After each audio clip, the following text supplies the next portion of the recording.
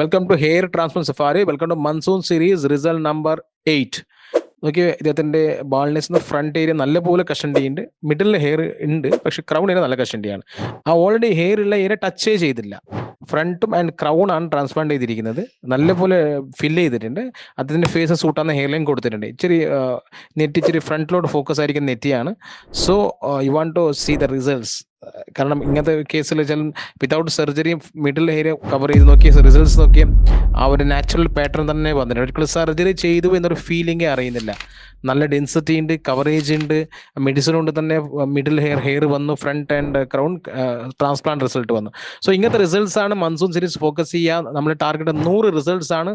So stay tuned and keep watching hair transplant safari. Thank you very much.